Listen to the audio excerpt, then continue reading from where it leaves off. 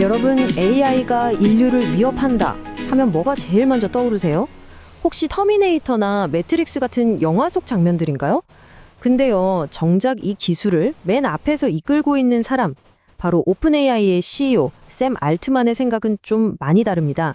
그래서 오늘은 그가 직접 경고하는 AI의 진짜 위협, 그 세 가지 시나리오에 대해 한번 이야기해 보려고 합니다.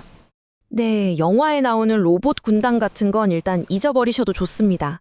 알트만이 경고하는 위협은요, 훨씬 더 교묘하고 또 현실적이에요. 어쩌면 우리도 모르는 사이에 이미 그 위협 속으로 한 발짝 들어서고 있는지도 모르죠. 그는 인류가 마주할 위험을 아주 구체적인 세 가지 시나리오로 딱 짚어줍니다. 자, 그의 경고를 제대로 이해하려면 먼저 이 개념부터 알아야 합니다. 바로 거대한 AI 오버행이라는 건데요. 이게 무슨 뜻이냐면 지금 개발된 AI의 진짜 능력하고 우리가 일상에서 쓰는 AI 사이에는요, 눈에 보이지 않는 어마어마한 격차, 말 그대로 절벽 같은 게 있다는 뜻입니다. 우리가 매일 쓰는 챗GPT, 정말 대단하죠. 근데 사실 이것조차도 AI가 가진 잠재력의 아주 작은 일부에 불과하다는 거예요. 알트만은 바로 이 점을 경고하는 겁니다. 우리가 보고 있는 건 거대한 빙산의 꼭대기일 뿐이고 그 물 아래에는요, 사회적 혼란이나 규제의 공백을 순식간에 만들어버릴 상상조차 힘든 거대한 힘이 숨어 있다는 거죠. 이 오버행이라는 개념이 바로 이 그림과 같아요. 절벽 끝에 아슬아슬하게 매달린 저 바위. 그러니까 AI의 실제 능력과 세상에 공개된 기술의 격차가 너무 커져서 언제든 큰 충격을 줄 수 있는 그런 위험한 상태를 말하는 겁니다. 최신 AI는 이미 어떤 분야에서는 인간 최고 전문가를 넘어섰는데 우리는 아직 그 거대한 변화를 피부로 느끼지 못하고 있는 거죠. 이 비유가 지금 상황을 정말 정확하게 보여주는 것 같아요. 도시 전체를 환하게 밝힐 수 있는 거대한 발전소는 이미 다 지어졌는데 우리는 여전히 각자 집에서 촛불 하나 켜놓고 사는 셈이라는 거죠. 언젠가 그 발전소 스위치가 탁 하고 올라가는 날 세상은 정말 돌이킬 수 없는 변화에 휩쓸리게 될 겁니다. 이 잠재된 힘이 바로 우리가 마주한 현실이라는 거고요. 그럼 이 힘이 대체 어떤 모습으로 우리를 위협한다는 걸까요? 자, 그렇다면 이 엄청난 힘이 어떻게 우리를 위협할 수 있을까요? 알트만은 그냥 막연하게 위험하다고 말하는 게 아니라 아주 구체적인 세 가지 파멸 시나리오를 제시합니다. 바로 이 세 가지입니다. 첫째, 나쁜 의도를 가진 인간이 AI를 쓰는 경우. 둘째, 우리가 흔히 상상하듯이 AI가 스스로 통제를 벗어나 폭주하는 경우. 그리고 마지막은 어쩌면 가장 소름 돋는 시나리오인데요. 바로 우리가 스스로 통제권을 넘겨주는 조용한 항복입니다. 하나씩 한번 살펴볼까요? 첫 번째 시나리오는 이해하기가 가장 쉽습니다. 이 경우에는요, 문제가 AI 자체가 아니에요. AI를 손에 쥔 인간이 문제인 거죠. 이 시나리오에서 AI는 아무런 잘못이 없어요. 그냥 개발자가 시키는 대로 인간의 명령을 아주 완벽하게 따를 뿐이죠. 그런데 만약에 악의적인 집단이 이 완벽한 도구를 가지고 대량 살상 무기를 만들거나 사회 시스템을 파괴하는 데 쓴다면 어떻게 될까요? 위협의 근원은 AI의 오작동이 아니라 인간의 나쁜 의도인 겁니다. 근데 여기서 흥미로운 건 알트만의 해법이에요. 좀 역설적인데 선한 편 역시 그에 맞설 수 있는 강력한 AI를 가져서 힘의 균형을 이루어야 한다는 거죠. 자, 이제 두 번째 시나리오로 넘어가 보겠습니다. 이건 우리한테 정말 익숙한 이야기예요. 영화에서 수없이 봤던 바로 그 위협이죠. 첫 번째 시나리오하고 차이점을 한번 확실하게 짚어볼게요. 첫 번째 시나리오에서 AI는 인간의 도구였죠.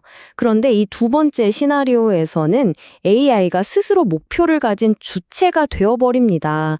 자기가 맡은 목표를 달성하기 위해서 인간을 장애물로 여기고 우리를 제거하거나 무력화시키려고 할 수 있다는 거예요.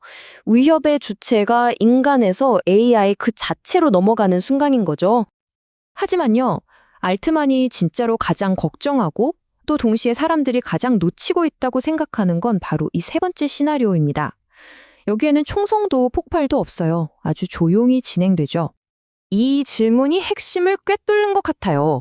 만약에 진짜 위험이 AI가 우리를 파괴하려는 사악한 마음을 먹어서가 아니라 그냥 우리보다 모든 면에서 너무나 뛰어나기 때문에 발생한다면 어떨까요? 그 과정은 아마 이런 3단계로 진행될 겁니다. 처음에는 AI의 조언이 논리적이니까 우리가 이해하면서 따라요. 그렇구나 하면서요.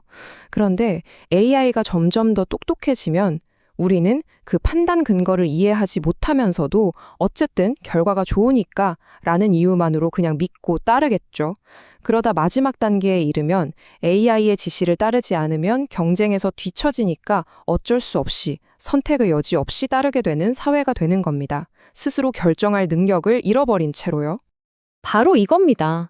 아무도 강요하지 않았는데 효율성과 최적화라는 달콤한 이름 아래 우리 스스로 생각하고 결정하는 능력을 AI에게 넘겨줘 버리는 거죠. 이건 폭력적인 정복이 아니라 부드럽고 자발적인 항복이에요. 이것이 바로 알트만이 말하는 가장 현실적이고 무서운 위협입니다. 이렇게 좀 암울한 시나리오들을 제시한 알트만은 여기서 아주 놀라운 철학적인 반전을 보여줍니다. 이제 이야기는 기술적인 위협에서 벗어나서 인류의 미래 역할에 대한 아주 근본적인 질문으로 넘어갑니다. 한 인터뷰에서 이런 질문을 받아요.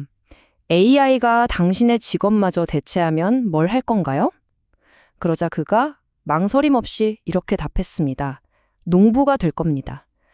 인류 역사상 가장 강력한 지능을 만드는 사람이 결국 돌아가고 싶은 곳이 자연과 땅이라는 사실. 이게 정말 많은 생각을 하게 만들지 않나요? 그의 대답은 우리에게 이 근본적인 질문을 던지고 있습니다.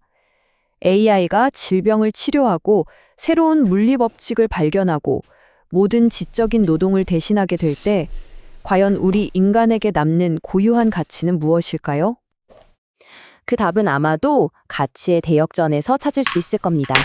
AI가 논리, 데이터, 최적화 같은 지적인 영역을 완벽하게 차지할수록 역설적으로 가치는 기계가 절대 흉내낼 수 없는 영역으로 옮겨갈 거라는 거죠. 예를 들면 자연, 물리적인 경험, 인간의 손길이 느껴지는 조금은 불완전한 예술품 같은 것들, 흙을 만지고 햇살을 느끼는 그런 아주 근원적인 경험들이요. 기술이 최고조에 이를수록 가장 인간다움이 오히려 희소하고 귀한 자산이 되는 겁니다. 결국 알트만이 던진 질문은 우리 모두에게로 돌아옵니다. 기술의 발전이 우리를 어디로 데려가든 마지막 선택은 결국 우리의 몫이라는 거죠. 모든 것을 할 수 있는 존재의 등장 앞에서 우리는 기계는 할 수 없는 어떤 가치를 붙들고 살아갈 것인가? 이 질문에 대한 답을 찾아가는 여정, 이게 바로 우리 앞에 놓인 시대의 가장 큰 과제가 아닐까 싶습니다.